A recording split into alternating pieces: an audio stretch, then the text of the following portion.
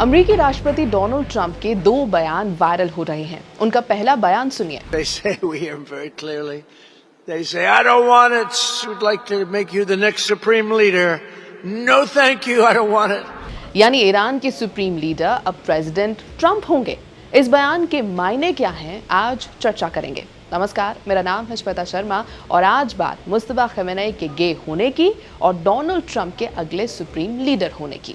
America के राष्ट्रपति Donald Trump ने गुरुवार को एक विवादित दावा कर दिया कि सेंट्रल इंटेलिजेंस एजेंसी यानी CIA ने उन्हें जानकारी दी है कि ईरान के नए सुप्रीम लीडर मुस्तफा खमेनेई गे हैं।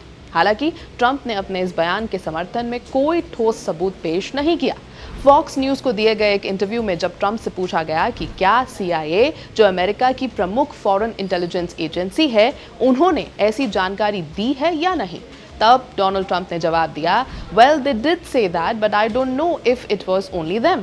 यानी उन्होंने संकेत दिया कि ये दावा सिर्फ इंटेलिजेंस इनपुट्स तक सीमित नहीं हो सकता। यूएस प्रेसिडेंट ने आगे कहा, a lot of people are saying that, और जोड़ा कि इससे ईरान में नए नियुक्त नेता की शुरुआत बैड स्टार्ट हो सकती है। ये बयान ऐसे देश के संदर्भ में अहम माना जा रहा है जहां होमोसेक्सुअलिटी को सख्त कानूनों के तहत अपराध माना जाता है।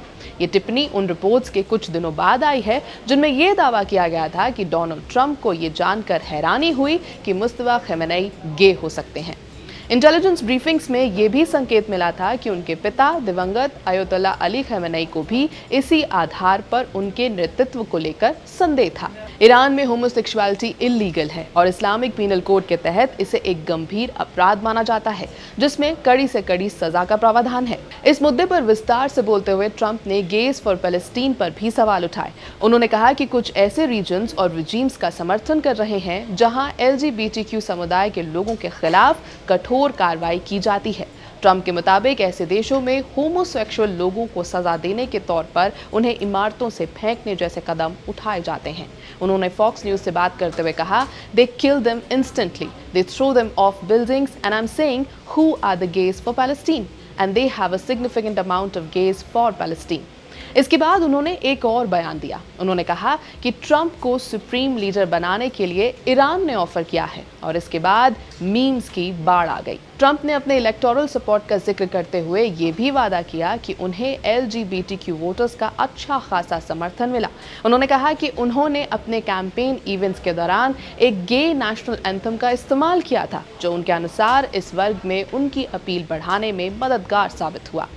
लेकिन ट्रंप ऐसे ही स्टेटमेंट्स नहीं देते। इन स्टेटमेंट्स के पीछे सोची समझी प्लानिंग जरूर होती है, जैसे कि ये कहना कि अटैक 5 दिन तक नहीं होगा। इस स्टेटमेंट को देते ही मार्केट्स स्टेबल हो गए थे। और अब इन दोनों स्टेटमेंट्स की बात करें तो कहानी शुरू होती है अयतोल्ला अली खमेनेई की कमजोर पड़ती पकड़ से। इसी बीच एंट्री हो जाती है उनके बेटे मुस्तफा खमेनेई की, जो लंबे समय से शैडोई क्लेरिक माने जाते रहे हैं और अब मार्च ट्रांजिशन की अटकलों के बाद ईरान के सुप्रीम लीडर के तौर पर सामने आ जाते हैं। तभी US इंटेल लीक्स एक बड़ा दावा सामने लाते हैं। एनोनिमस सोर्सेस के हवाले से कहा जाता है कि मुस्तफा सीक्रेटली गे हैं, एक ऐसे रिजीम में जहां LGBTQ लोगों को फांसी तक दे दी जाती है। ये कोई फैक्ट चेक ट्रूथ नहीं है, बल्कि एक तरह का प्रिसिजन स्ट्राइक माना जा रहा है, वो भी क्लरिकल लेजिटिमेसी पर हिपोक्रेसी का। माचो शिया ईरान में गे सिर्फ आइडेंटिटी नहीं बल्कि इमैस्कुलेशन का संकेत बनता जा रहा है, जो इंटरनल रॉट, ब्लैकमेल रिस्क और रिजीम खतरे में है, इसकी ओर भी इशारा करता है। इसके बाद कहानी जाती है प्रेसिडेंट डोनाल्ड ट्रंप पर, जो फिर से सत्ता में आ चुके डील मेकर इन चीफ के तौर पर दिखते हैं।